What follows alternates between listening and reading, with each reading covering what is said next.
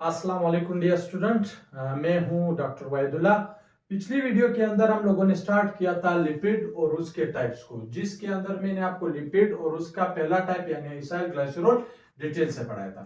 इस वीडियो में गाइस मैं आपके साथ डिस्कस करूंगा फास्फोलिपिड और उसका स्ट्रक्चर और फंक्शन। इससे पहले अगर आप मेरे चैनल पर नए हैं तो काइंडली मेरे चैनल को सब्सक्राइब करें।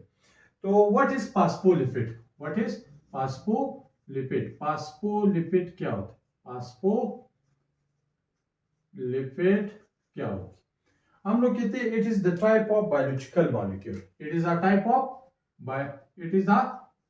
टाइप ऑफ लिपिड, यानी ये लिपिड की एक टाइप है। फास्फोलिपिड क्या है? फास्फोलिपिड लिपिड की एक टाइप है विच इज कंपोज्ड ऑफ जो बना होता है, कंपोज्ड ऑफ किस चीज से बना होता है? 4 किस्म के केमिकल से बना होता है। हम लोग कहते हैं इसके अंदर पाया जाता है फैटी एसिड, इसके अंदर पाया जाता है ग्लाइसिरोल, इसके अंदर पाया जाता है फॉस्फेट ग्रुप,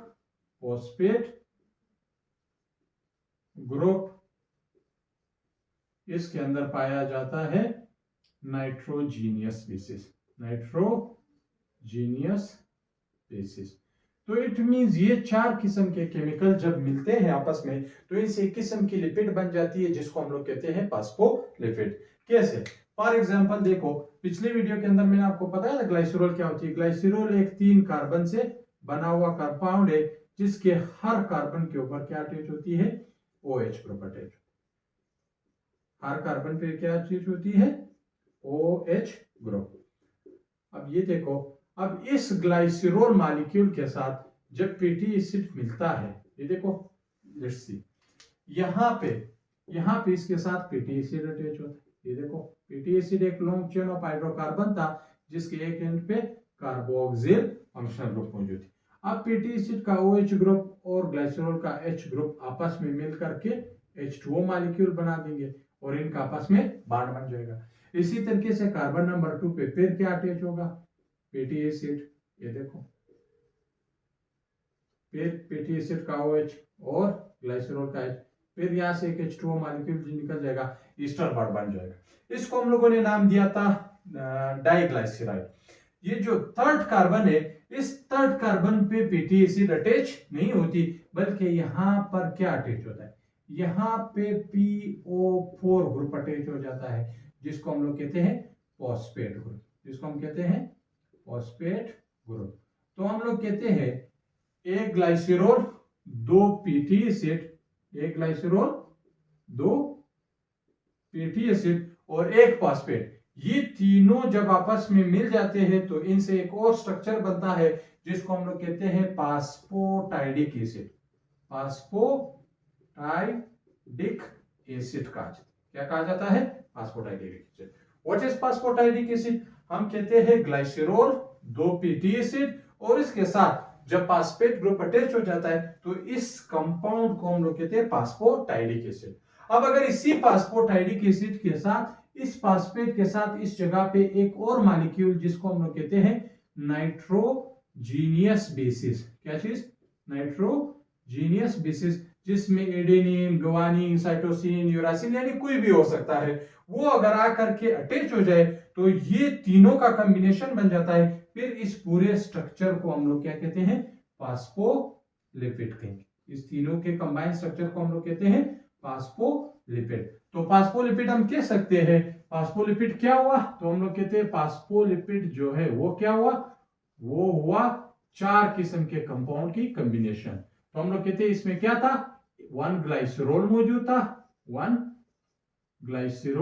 मौजूद था, उसके साथ 2 फैटी एसिड अटैच हो गए, एक फॉस्फेट ग्रुप अटैच हो गया और एक क्या अटैच हो गया? Nitrogenous base. तो हम लोग इंग्लिश में कह सकते हैं the combination of 1 glycerol, 2 fatty acid, 1 phosphate and 1 nitrogenous base is called phospholipid. यानी ऐसी लिपिड की टाइप जिसमें एक ग्लाइसरॉल, 2 फैटी एसिड, एक फॉस्फेट और एक नाइट्रोजीनियस बेस अटैच हो, तब ऐसे कंपाउंड को हम लोग कहते हैं फास्फोलिपिड। अब अगर फास्फोलिपिड का स्ट्रक्चर देखा जाए तो ये स्ट्रक्चर है या नहीं है? ये जो फास्फोलिपिड होती है ये दो पार्ट्स में पाया जाए। फास्फोलिपिड्स के कितने पार्ट्स होते हैं? 2 पार्ट्स होते हैं। कितने पार्ट्स? 2 पार्ट्स होते हैं। फास्फोलिपिड का एक हेड होता है और एक नॉन पोलर टेल होती है। एक हेड होता है और एक नॉन पोलर टेल होती। कैसे? आप यहां पे देख सकते हैं, ये देखें। अब देखो, ये जो फास्फोलिपिड्स की क्या कहलाता है? हेड। इसको हम लोग कहते हैं पोलर हेड। पोलर हेड, इसको हम लोग कहते हैं hydrophilic head.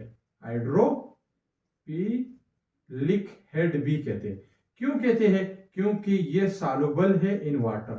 Soluble in water.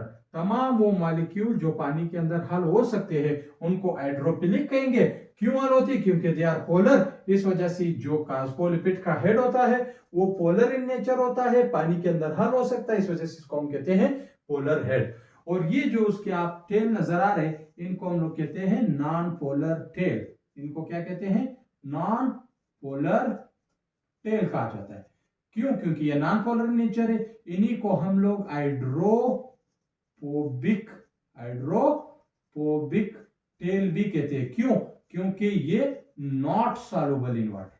Not soluble in water, यानी ये पानी के अंदर हल नहीं होते, इस वजह से इनको हम कहते हैं हाइड्रोफोबिक टेल। और ये टेल किस चीज से बने होंगे? ये एक टेल भी फैटी एसिड से बना होता है, फैटी एसिड से। और दूसरा टेल भी किससे बना होता है? फैटी एसिड से। और ये देखो, ये एक टेल स्ट्रेट है और दूसरे टेल में यहाँ पे आपको थोड़ी सी बेंडिंग नजर आ रही है। इस बेंडिंग को हम लोग कहते हैं किंकिंग। इस बेंडिंग को कहा जाता है किंकिंग। और एंट्री टेस्ट में एमसीक्यूज में आता है कि किंकिंग क्यों होती है फास्फोलिपिड के अंदर? आपको इस वजह से होती है क्योंकि इस किंकिंग वाली जगह में जो फैटी एसिड है इसमें कार्बन के बीच में या तो डबल या ट्रिपल कोवेलेंट बॉन्ड पाई जाती है। इस वजह से इसका ये जगह थोड़ी सी बेंड हो जाती है, जिसको हम कहते हैं किंकिंग। और ये जो हेड है फास्फोलिपिड का, ये बना होता है किस चीज से? ग्लाइसिरोल से। ग्लाइसिरोल से ये बना होता है फॉस्फेट ग्रुप से। फॉस्फेट ग्रुप से ये बना होता है नाइट्रोजीनियस बेसिस। नाइट्रोजीनियस बेसिस पे। तो हम कह सकते हैं कि जो फास्फोलिपिड है जिसका पोलर हेड है वो ग्लाइसिरोल, फास्फेट ग्रुप और नाइट्रोजनस से बना होता है, और उसके जो नॉन पोलर टेल है वो फैटी एसिड से बना होता है, और इनकी जो कैंकिंग होती है वो डबल या ट्रिपल कोवेलेंट होती है। यहाँ पे आप देख सकते हैं ये वाली जगह, ये देखें, ये ग्लाइसिरोल, ये फॉस्फेट ग्रुप और ये नाइट्रोजीनियस बेसिस, ये वाला इसका हेड बना रहा है, और ये जो दो लंबे से फैटी एसिड इसके साथ अटैच है ये इसकी टेल बनाते हैं। यहाँ पे हो गया। अब इसके बाद हम लोग इसका फंक्शन डिटेल से डिस्कस करेंगे कि जो फास्फोलिपिड है ये कहाँ पे पाई जाती है और इसका फंक्शन क्या होता है। Let's see. फास्फोलिपिड हम लोग कहते हैं इट इज फाउंड, यानी ये पाया जाता है। कहाँ पे पाया जाता है? In the cell membrane. In the cell membrane of cell, यानी सेल मेम्ब्रेन में पाया जाता है as lipid bilayer. As lipid bilayer के तौर पर। कैसे? आओ इसको देखते हैं। ये देखिए, फर्स्ट करें सेल मेम्ब्रेन हम लोगों ने पढ़ा था कि ये फास्फोलिपिड के 2 लेयर से बना होता है। फास्फोलिपिड्स के 2 लेयर्स। ये देखो, ये अपर लेयर के मॉलिक्यूल है, ये आपको नजर आ रहे हैं, ये देखें इस तरीके से। यहाँ पे लोअर लेयर के मॉलिक्यूल है, ये हेड, ये इसका टेल, ये हेड, ये इसका टेल, ये हेड, ये इसका टेल। इसके अंदर पाए जाते हैं प्रोटीन के मॉलिक्यूल एम्बेडेड होते। ये देख, ये फास्फोलिपिड की एक लेयर होगी, ये देखो फास्फोलिपिड की लेयर, ये 1 लेयर हो गया। ये फास्फोलिपिड की क्या होगी, सेकेंड लेयर। तो हम लोग कह सकते हैं सेल मेम्ब्रेन जो है फास्फोलिपिड के बाइलेयर से बना होता है, जिसमें आउटर लेयर भी फास्फोलिपिड से बनी होती है और इनर लेयर भी फास्फोलिपिड से बनी होती है। और इसके बीच में ये जो आपको नजर आ रहे हैं ये प्रोटीन मॉलिक्यूल एम्बेडेड होते हैं। इस स्ट्रक्चर को हम लोग कहते हैं, सही है, फास्फोलिपिड बाइलेयर, फास्फोलिपिड बाइलेयर, जिसके अंदर क्या मौजूद होते हैं, प्रोटीन मौजूद होते हैं। इस स्ट्रक्चर को एक मॉडल ने एक्सप्लेन किया था जिसको हम लोग कहते हैं मोज़ेक मॉडल, या इसको हम लोग कहते हैं फ्लूइड मोज़ेक मॉडल। तो फ्लूइड मोज़ेक मॉडल के मुताबिक सेल मेम्ब्रेन जो है फास्फोलिपिड के बाइलेयर से बना होता है, जिसके अंदर प्रोटीन के मॉलिक्यूल एम्बेडेड होते हैं। यहाँ पे जो फास्फोलिपिड है वो एक बैरियर के तौर पर काम करता है, किसके लिए, नॉन पोलर मॉलिक्यूल के, पोलर मॉलिक्यूल के लिए। तो फास्फोलिपिड का मेन फंक्शन क्या हुआ, सेल मेम्ब्रेन का स्ट्रक्चर बनाना। यहां तक अगर आपको कोई चीज समझ नहीं आई है या कोई क्वेश्चन पूछना है तो काइंडली कमेंट सेक्शन के जरिए आप लोग मुझसे पूछ सकते हो। Thank you.